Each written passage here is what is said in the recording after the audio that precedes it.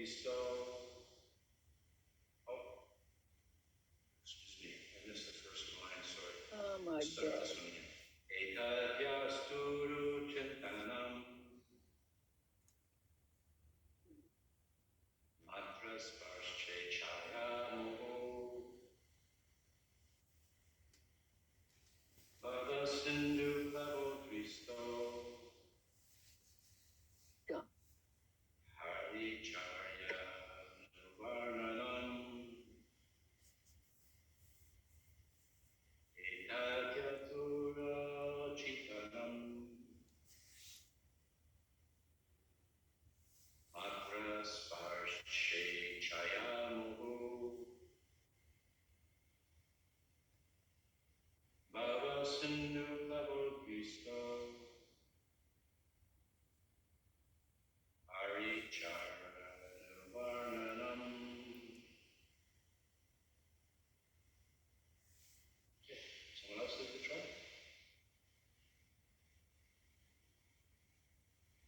You want to try? You want to chant first? Yeah. Oh my God. You don't have to, but if you'd like to try. Chitanam matra sparsha chayamuhu bhava sindhu plavo drishto haricharyan vananam. Matra sparsha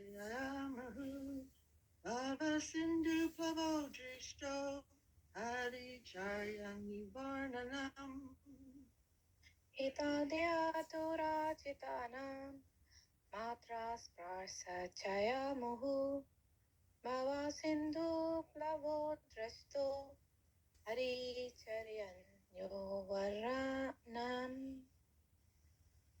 This. He, certainly. Atura Chitana, of those whose minds are always full of cares and anxieties.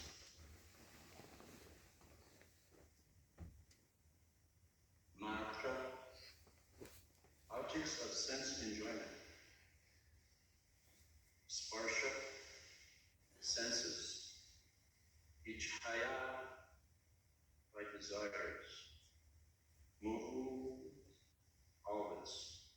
Bhavasindhu, the ocean of nescience. Bhava, boat.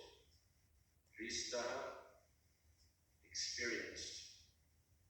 Haricharya, activities of Hari, the personality of Godhead.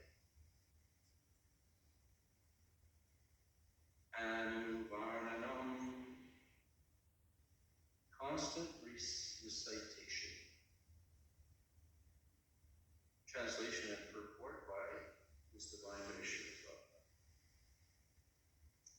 It is personally experienced by me that those who are always full of cares and anxieties due to desiring contact with the senses with their objects can cross the ocean of nescience on a most suitable boat, that the constant chanting of the transcendental activities of the personality of God. It is personally experienced by me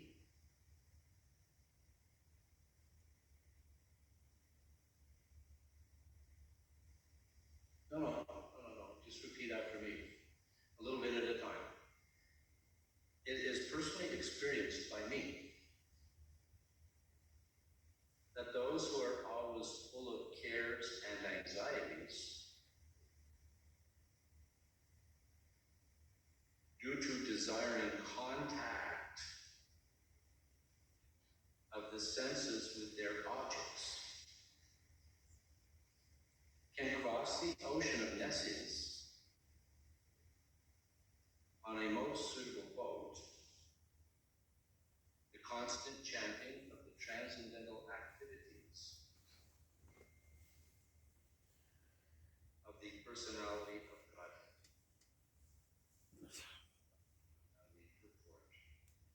The symptom of a living being is, don't repeat that. I'm just going to read that. Just follow along. The symptom of a living being is that he cannot remain silent, even for some time. He must be doing something, thinking of something, or talking about something. Generally, the materialistic men think and discuss about subjects which satisfy their senses. But as these things are exercised under the influence of the external illusory energy, such sensual activities do not actually give them any satisfaction. On the contrary, they become full of cares and anxieties. This is called Maya, or what is not. That which cannot give them satisfaction is accepted as an object for satisfaction. So Narada Muni, by his personal experience, says that satisfaction for such frustrated beings engaged in sense gratification is to chant always the activities of the Lord. The point is that the subject matter only should be changed. No one can check the thinking activities of a living being, nor the feeling, willing, or working processes. But if one wants actual happiness, one must change the subject matter only. Instead of talking of politics of a dying man, one might discuss the politics administered by the Lord himself. Instead of relishing activities of the cinema artist, one can turn his attention to the activities of the Lord with his eternal associates, like the gopis and the Lakshmis. The Almighty Personality of Godhead, by his causeless mercy, descends to the earth and manifests activities almost in the line of worldly men, but at the same time extraordinarily, because he is Almighty. He does so for the benefit of all conditioned souls, so that they can turn their attention to transcendence. By doing so, the conditioned soul will gradually be promoted to the transcendental position and easily cross the ocean of nescience, the source of all miseries. This is stated from personal experience by such an authority as Sri Narada Muni. And we can have the same experience also if we begin to follow in the footsteps of the great sage, the dearmost devotee of the Lord. Om Again Timananda Shachanan Janashna Chakshur Danjana Chief Sri Chaitanya Ishtam Stapitani Swayam Bhaktamayam Vandeham Shri Guru Shri Parakamaram Shri Guru Vaishnava Shri Rupam Sadvajakam Sahagana Sadvadutam Origina Sahita Krishna Chaitanya Devam Shri Radha Krishna Padam Sahat Lalita Shri Vishnu Nama Om Vishnu Padaya Krishna Prashtaya Bhutale Shrimate Bhakti Vedanta Swami Namaste Namaste Saraswati Deve Gauravani Pacharine Nirvishesha Shunyavani Vashchacha Deshi Jai Shri Krishna Chaitanya Prabhu Nityananda Shri Advaita Gadadhara Shri Vasa Panchakalpatarungischa, Kripasindhya Vichapatitana Bhavani Yoshi. Hare Krishna, Krishna Krishna, Hare Rama, Rama Rama.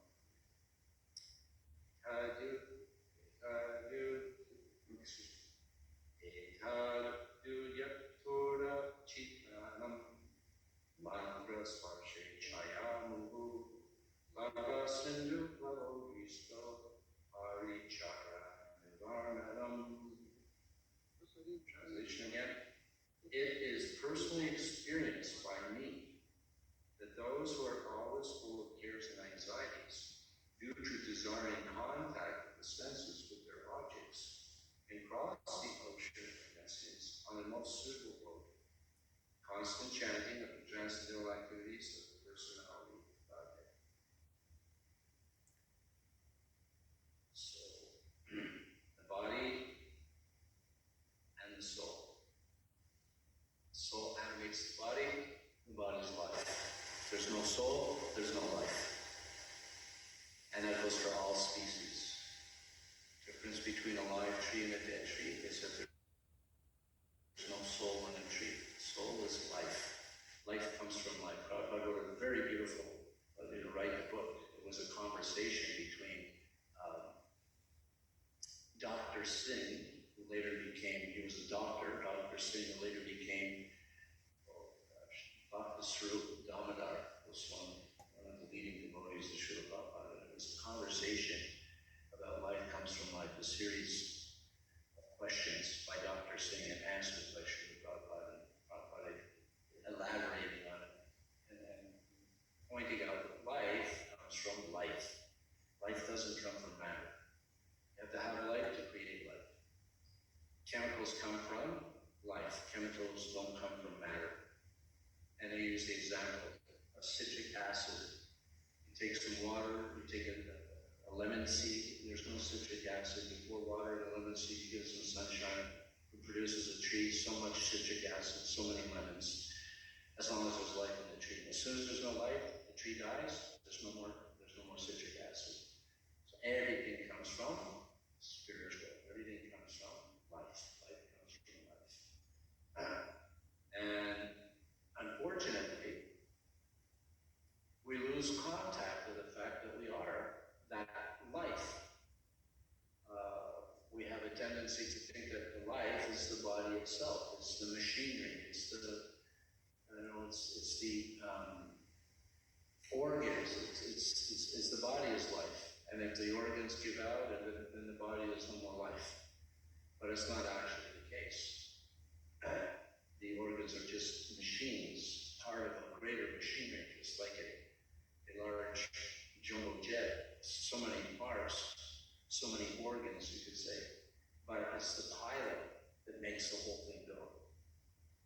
So similarly, the pilot is the spirit soul. But because we're so caught up with material identification, we tend to think that our enjoyment and our satisfaction comes from the senses coming in contact with the sense objects.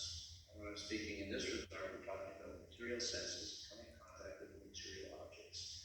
The bodily senses coming in contact with the bodily objects of enjoyment. And it only leads to frustration. What's the term here? Anxiety and cares. Full of cares and anxiety. But Srila Prabhupada gives based on Shastric evidence, he's giving, actually the verse is nice. It's like trying to cross the ocean. And you need a strong boat. And in this reference, Srila Prabhupada said that boat is the chanting of the glories of the holy name of Krishna. That's the boat. Another, to take that example a little further, the ocean is compared to, material world is compared to an ocean. In fact, in the 11th canto, it's said that on the other, this material world is like a great ocean, O king, which is of material. This is all ocean of material faults, full of faults. Completely, the material is full of faults, but there's one saving grace, and that is the chanting of the holy names of the Lord. So the material world is like this big ocean, faults, and to cross the ocean is very difficult. Practically, it's impossible to cross the ocean. If you want to try to swim across the ocean, impossible. However, it is possible by the mercy of Lord Chaitanya. Taking this as a little bit of a side note.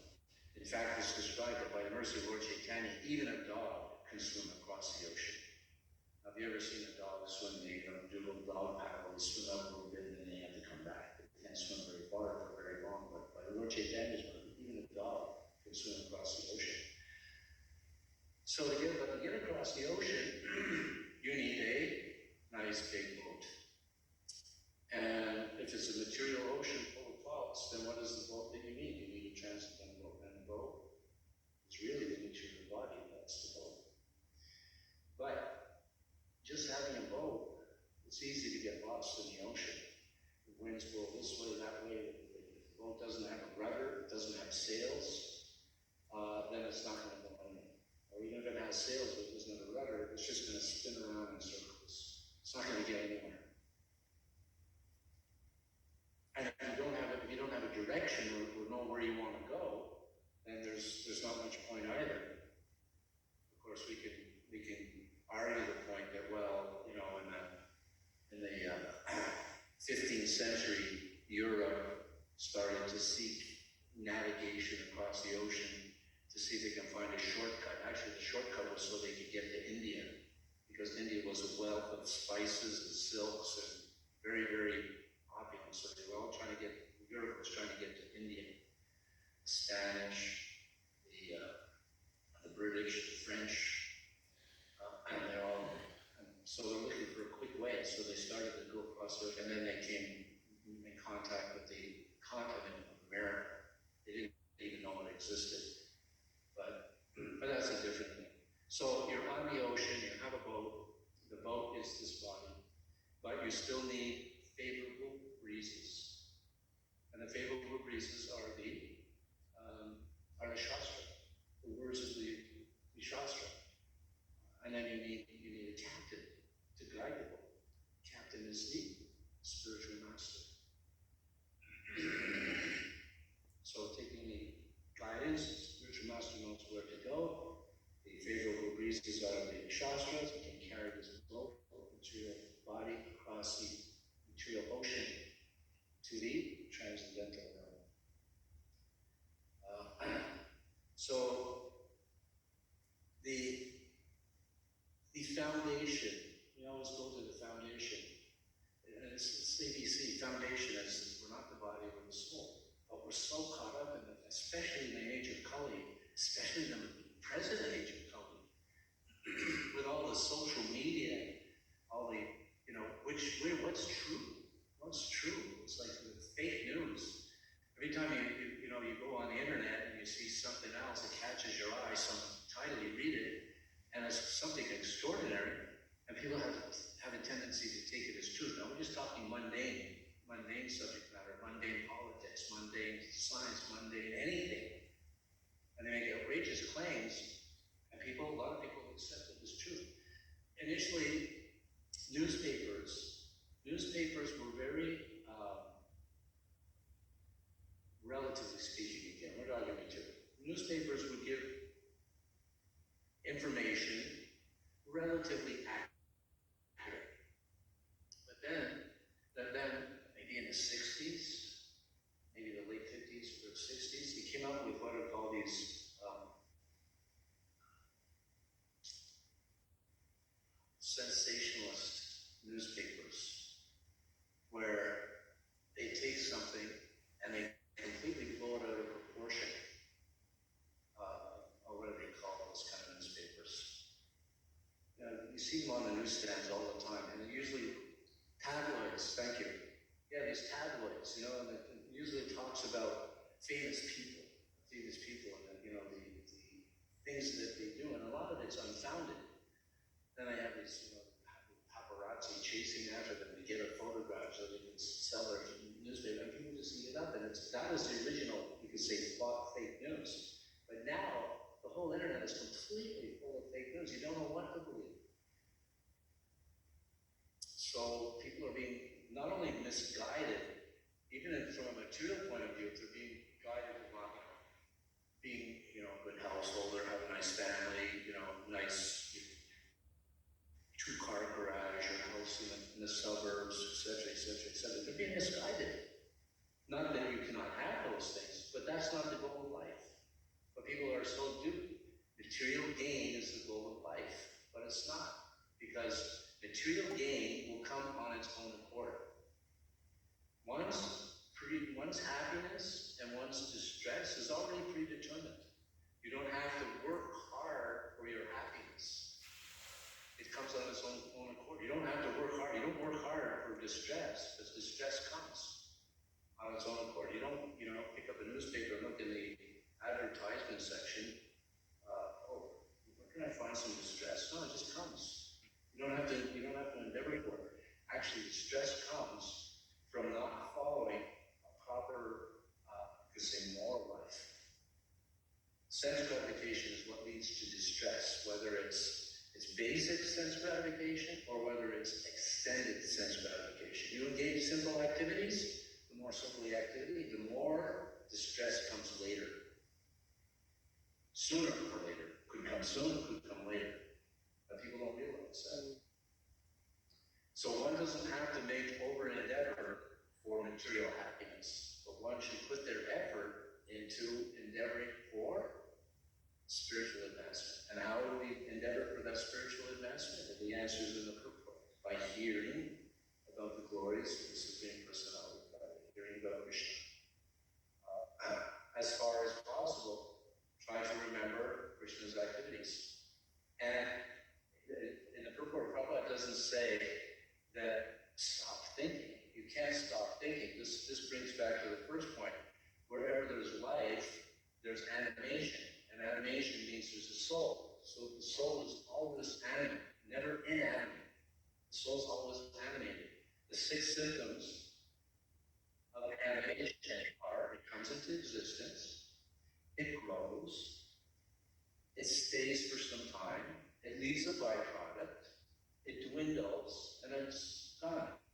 So think of any, whether it's a plant, an animal, or a person, those 6 symptoms, and as long as those six symptoms are being activated, then that means there's life. But as soon as none of those symptoms exist, then there's no life. And they come into existence, but then they may not develop beyond that. No life. The soul is gone. So the soul is the key.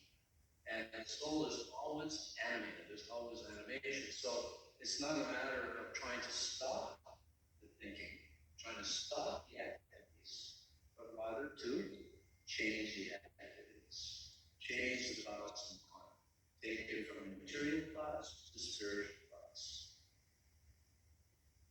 And of course, the simplest stepping stone, which is the beginning, middle, and end, is the chanting of the holy names of the Lord. And then hearing the pastimes of the Lord.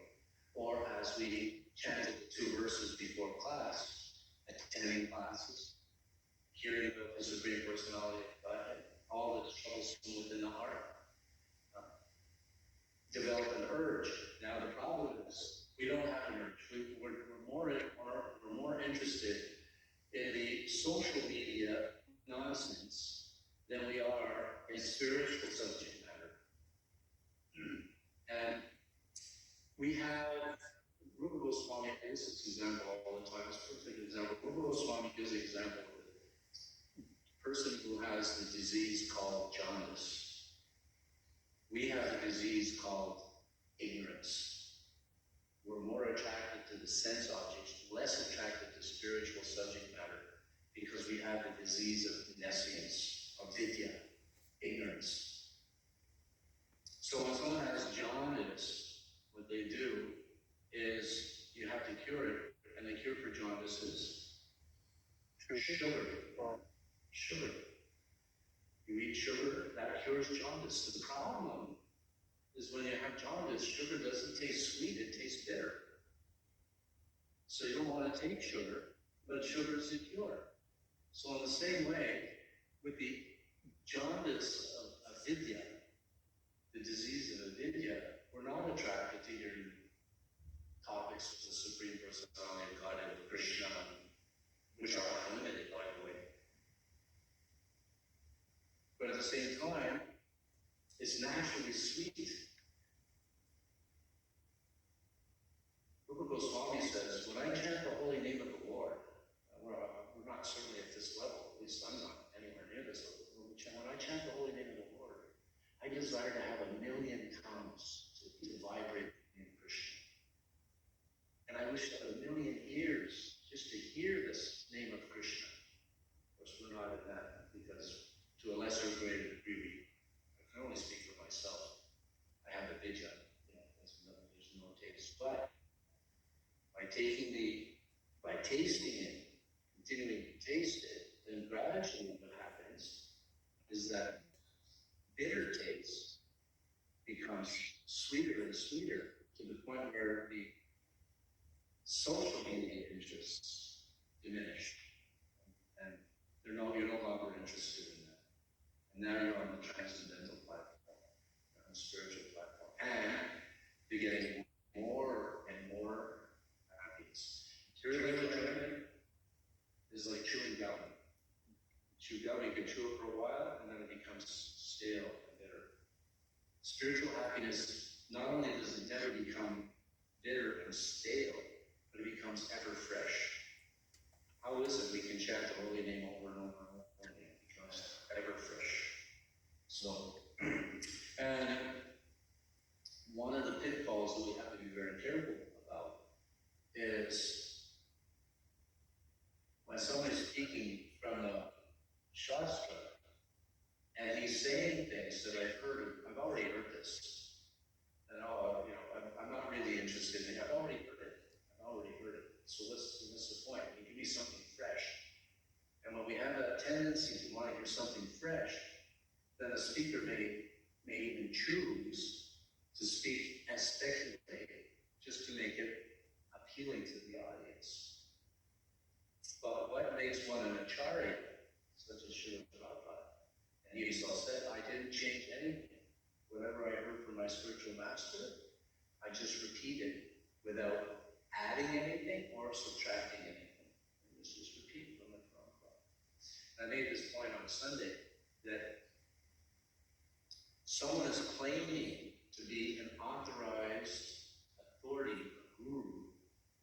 The most important thing when he speaks is everything he speaks has to be reference to proper authority, previous acharyas or Shastra. And if he's just speaking, and his speaking may be very clever, as the person mentioned, they're very expert at word juggling, very clever, or maybe even very humorous, or maybe they have a sense of charisma, and they can attract the attention of an audience. And that's not the qualification. But what he's speaking, even if he has charisma, and he has an ability to be humorous, and he has an ability to speak very eloquently, but if it's reference to the acharyas of the Shastra, then it's acceptable. Otherwise, no. And that's a very important point. So hearing from the right source and hearing about the Supreme Lord, that is the thing that will cure the jaundice. And eventually we get more and more traction for hearing about the transcendental Lord. And you take any superhero, everyone's attracted to a hero, especially when you're younger, Batman, Superman, Ant-Man, this man, right? But the pastimes and activities of Krishna, whether it's action, whether it's romance, whether it's drama, it's all there. We're still there. Krishna, to the highest degree. But somehow or other, we're not overly attracted. Of course, when I say we, again, I'm referring to myself. But we become attracted by the application of, I don't think we could use the example of someone who's a drunk, someone's an alcoholic. When you first drink alcohol, it's like, it burns, it's not very tasty, but it has a little effect on the consciousness, and you don't really like it. But by taking a little bit more, but next thing you know, you're an alcoholic. You can't give it up. So you can use the same analogy. Okay, here's something about Krishna. It's okay, but not for me. Maybe you're a little bit. Next thing you know, it's like you're a Krishnaholic. You're attracted to Krishna. You can't get it up. You gotta have your Krishna consciousness, your bottle of Krishna consciousness. And it comes in many forms. It comes in hearing, chanting, remembering, serving, deity worship, honoring prasadam. You become addicted to eating prasadam. You become not addicted. You lose a taste for eating anything that's not prasadam. But it comes by making an effort. Wherever there's any success, there's always some effort behind it. But it's an easy effort. It's nothing that's overly difficult. It's a fairly easy effort